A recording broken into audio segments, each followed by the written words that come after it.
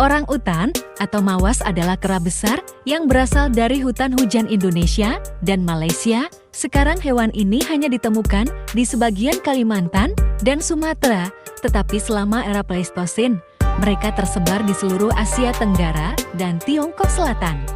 Orang utan adalah kera besar yang paling arboreal karena mereka menghabiskan sebagian besar waktu mereka di pohon. Orang utan memiliki kaki yang relatif pendek dibandingkan lengannya yang relatif panjang dan memiliki rambut coklat kemerahan yang menutupi tubuh mereka. Orang utan jantan dewasa memiliki berat sekitar 75 kg, sedangkan betina mencapai sekitar 37 kg. Pejantan dewasa yang dominan memiliki bantalan pipi atau flensa yang khas dan kerap mengeluarkan teriakan panjang untuk menarik perhatian betina dan mengintimidasi lawan. Hal yang sama tidak dijumpai pada orang utan jantan yang lebih muda dan mereka cenderung lebih menyerupai betina dewasa. Orang utan adalah kera besar yang paling soliter, ikatan sosialnya terbatas dan terutama terbentuk antara induk dan anaknya yang bergantung padanya. Buah-buahan merupakan komponen makanan orang utan yang paling penting, tetapi mereka juga dapat memakan dedaunan, kulit kayu, madu, serangga, dan telur burung. Orang utan dapat hidup lebih dari 30 tahun, baik di alam liar maupun di penangkaran. Orang utan termasuk primata yang paling cerdas. Mereka menggunakan berbagai peralatan rumit dan membangun sarang tidur yang kompleks setiap malam dari ranting-ranting dan dedaunan. Penelitian tentang kemampuan belajar mereka telah dilakukan secara ekstensif. Para peneliti memperkirakan bahwa pada masing-masing populasi orang utan terdapat kultur-kulturnya tersendiri. Orang utan telah muncul dalam karya literatur dan seni dunia setidaknya sejak abad ke-18, terutama untuk mengomentari komunitas manusia. Seorang ahli primatologi, Birute Galdikas, memelopori studi lapangan tentang orang utan dan beberapa dari mereka telah diletakkan di fasilitas penangkaran di seluruh dunia setidaknya sejak awal abad ke-19. Ketiga spesies orang utan ditempatkan dalam kategori terancam kritis. Aktivitas manusia sangat mengurangi populasi dan sebaran mereka. Ancaman terhadap populasi orang utan liar meliputi perburuan liar untuk dikonsumsi dagingnya dan sebagai tindakan balas dendam karena mereka memakan tanaman. Perusakan habitat dan deforestasi untuk penanaman kelapa sawit dan penebangan hutan, serta perdagangan hewan peliharaan ilegal. Sejumlah organisasi konservasi dan rehabilitasi telah didedikasikan untuk menjaga kelangsungan hidup orang utan di alam liar. Istilah orang utan berasal dari bahasa Melayu. Awalnya istilah ini digunakan untuk menyebut manusia penghuni hutan. Namun, pada periode awal sejarah Melayu, istilah ini mengalami perluasan semantik sehingga juga digunakan untuk kera dari genus Pongo. Orang Eropa pertama yang mencatat penggunaan istilah orang utan adalah Jacobus Bontius. Dia menulis kata ini di dalam bukunya yang diterbitkan pada tahun 1631 yang berjudul Historia Naturalis et Medica India Orientalis. Dia mencatat bahwa orang-orang Melayu memberitahunya kalau orang hutan tersebut dapat berbicara, tetapi memilih untuk tidak agar dia tidak dipaksa untuk bekerja. Istilah ini juga muncul dalam beberapa deskripsi zoologi Indonesia dalam bahasa Jerman pada abad ke-17. Tetapi usia sumber-sumber Jawa kuno yang disebutkan di atas menjadikan bahasa Melayu kuno lebih memungkinkan sebagai asal-muasal istilah ini.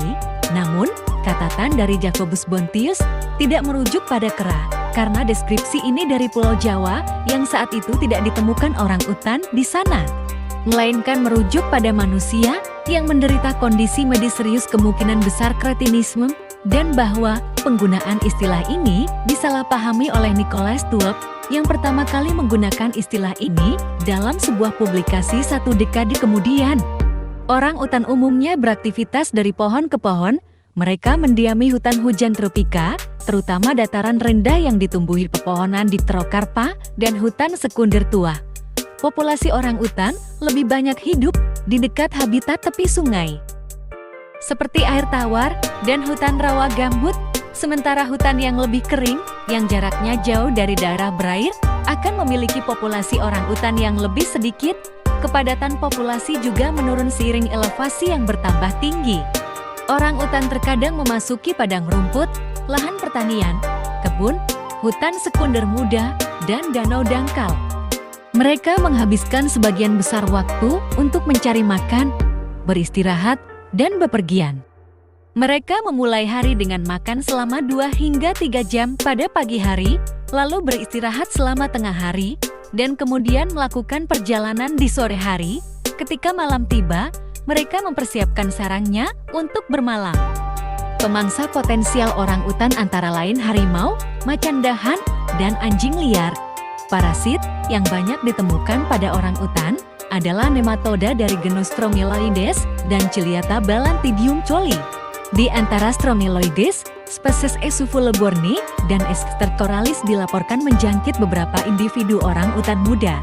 Orang utan juga mengunyah spesies tumbuhan Dracana chantlei dan kemudian mengoleskannya ke bagian tubuh untuk dijadikan antiinflamas. Makanan utama orang utan adalah buah-buahan.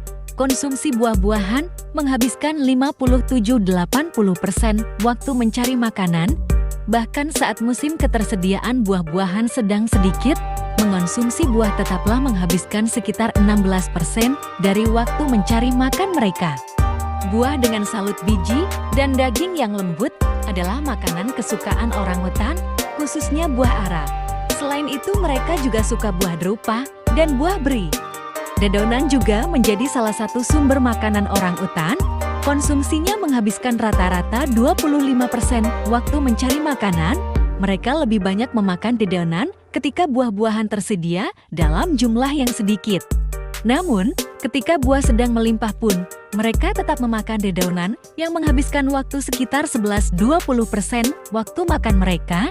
Mereka tampaknya bergantung pada daun dan batang dari Borasodendron burnnensis saat persediaan buah berada dalam jumlah yang sedikit. Makanan lain yang dikonsumsi oleh orang utan diantaranya kulit kayu, madu, telur burung, serangga, dan vertebrata kecil termasuk kukang.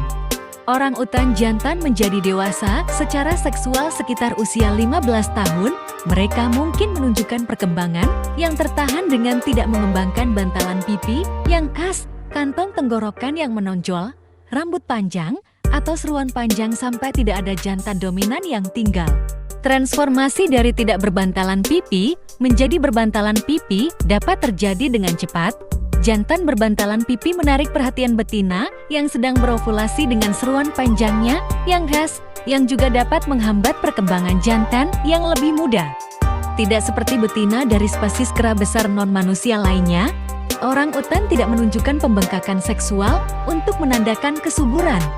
Orang utan betina pertama kali dapat melahirkan pada usia sekitar 15 tahun dan mereka memiliki interval melahirkan antara 6 hingga 9 tahun. Terlama di antara kera besar lainnya, masa kehamilan sekitar 9 bulan dan bayi lahir dengan berat 1,52 kg.